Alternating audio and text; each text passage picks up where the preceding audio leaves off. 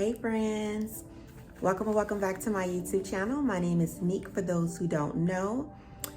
Today I will be talking about medical marijuana. I work at a medical marijuana clinic in the state of Florida.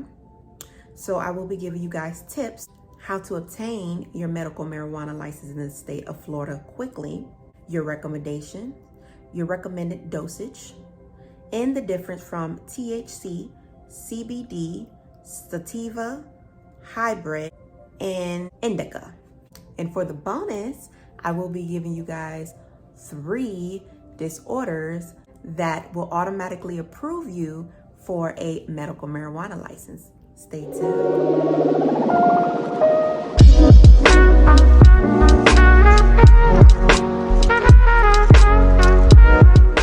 The first thing we're going to talk about is how to obtain your medical marijuana license in the state of Florida. Before being able to purchase medical cannabis, the state requires each patient to obtain 2 things.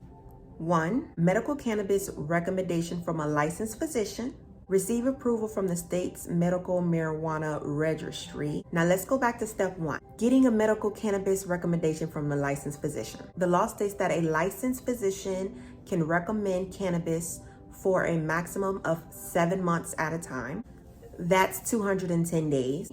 This means that patients will have to see a physician every 7 months to keep their recommendation active. Once a patient is approved from the licensed physician, they will have a medical cannabis recommendation. They are eligible to apply for the card with the state through the MMUR. Now for step 2. After a patient is approved for the medical marijuana license, they will receive a link through their email. They receive 2 links. One is the username, which will always be your email address. And the second one will be a temporary password for you to go into the MMUR website to apply for your card. To apply for the card with the state, it will be a $75 fee.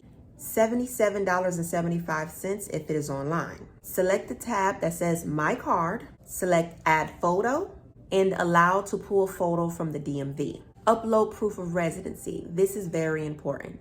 So if you have a driver's license that is expired, that won't work.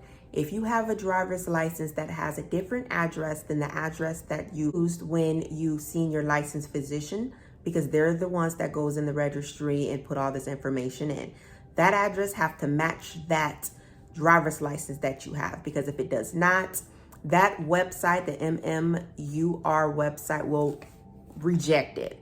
And once it rejects it, that is a denial.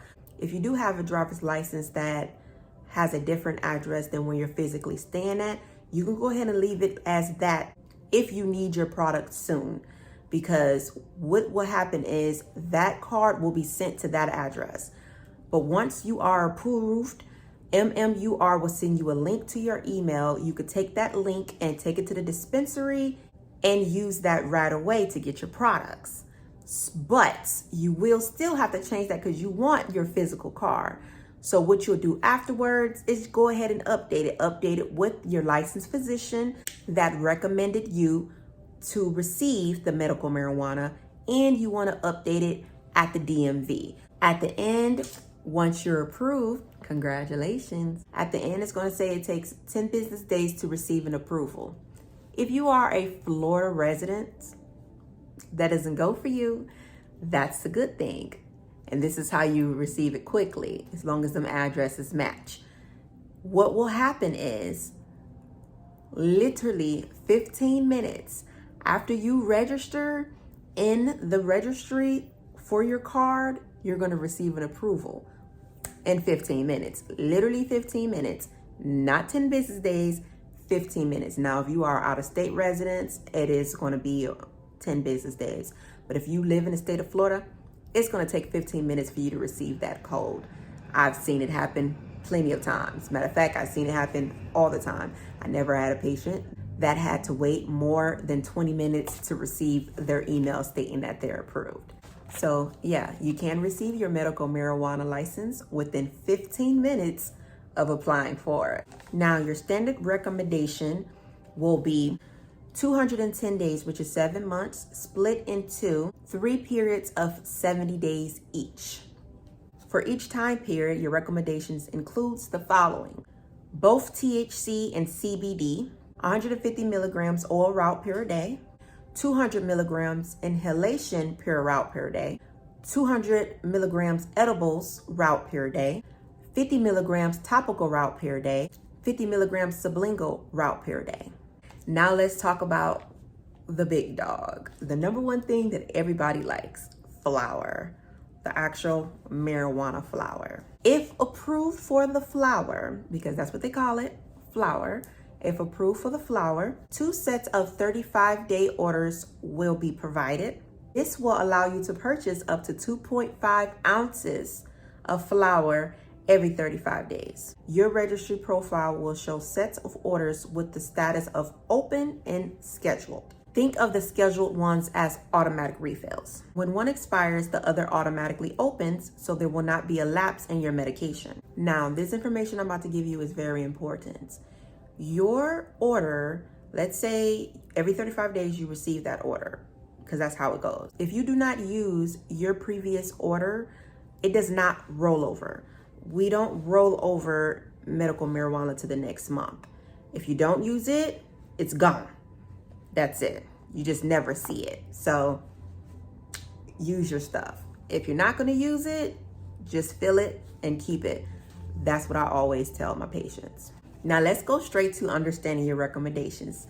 You got approved. Yay. So now it's time to shop. The first thing you're starting to think, where do I start?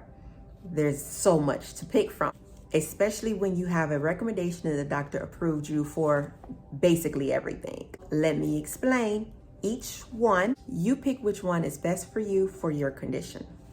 Let's start with the big dog, THC. THC is for pain relief and gives you that high feeling. Indica, you take at nighttime for insomnia, anxiety, and pain. Sativa is for the daytime for depression and if you're feeling fatigue. Now, here comes the caution. THC may cause induced anxiety for those who already have anxiety. So you want to keep that in mind. You don't need to be taking that if you have extreme anxiety and be running around thinking people chasing you and doing the most. Don't do it. Try something else. Hybrid. Hybrid is a balance of sativa and indica together. Indica dominant strand is preferred for people who have anxiety. Let's move on to CBD. CBD is for long-term healing, which is a minimum THC equals no high. It helps with anti-inflammatory, pain, anxiety, GI disorders, migraines, increased bone density, prostate health, cancer, and peripheral neuropathy. Now let's go to CBN. CBN products help with sleep. It may be used in conjunction with CBD and THC. CBD and THC in a 1:1 ratio. They both activate each other with complete pain relief. Those two are a great product if you are unable to get them separately. Now let's move on to RSO, aka Rick Simpson oil, which is a high concentrate of the actual plants. If you're taking it orally, you're going to use a grain of rice-sized portion in the amount of 25 to 50 milligrams. RSO may come as CBD, CBD RSO, or THC RSO. Now for dosing advice. Vaping. A lot of people does vape, so let's go straight to vaping. Vaping CBD, you're going to take 4 to 5 inhales 3 times a day. CBD is 8 times effective with vape. You're going to wait 1 to 2 weeks for full effect.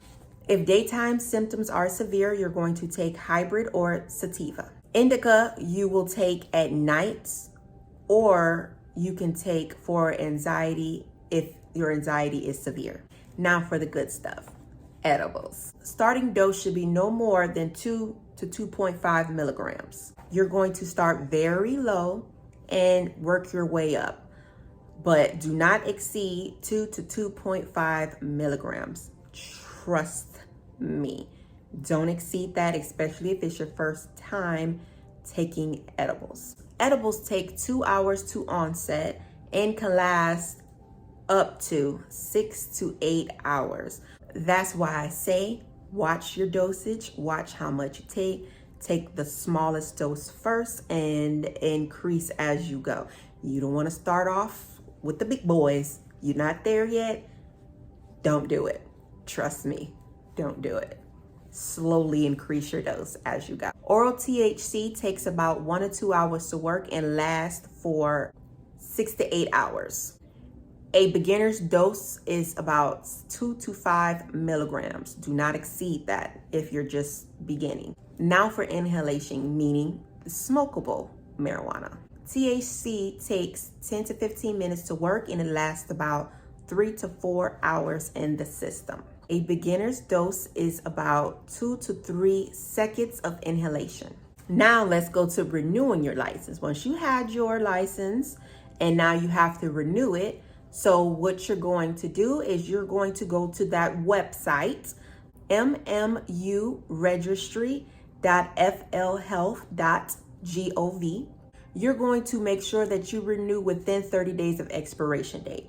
You need to make you an appointment with your licensed physician who had recommended you to take medical marijuana. That is very important because every 7 months, you will need that physician to continue to approve you. So do not miss that appointment. That appointment is very important if you want to continue to receive your medical marijuana on time. Now let's go ahead and get to the bonus. The 3 main conditions that will get you automatically approved for a medical cannabis card. Number 1, disorder that can get you approved is anxiety. Your number 2 disorder that can get you approved is PTSD. The 3rd, last but not least, medical condition that can get you automatically approved is lower back pain. Those are the 3: anxiety, PTSD, and lower back pain. So if you have those 3, you automatically are approved for your medical cannabis card. The only thing you have to do is make you an appointment, have your records on standby. If you do not have medical records, that's perfectly fine. There are cannabis clinics that have licensed physicians there that can see you and get you diagnosed with whatever disorder you may have. You just need to reach out to your local medical cannabis clinic and make an appointment to see if they have someone that can diagnose you with whatever you have, whether that's anxiety and PTSD, lower back pain, or any other condition.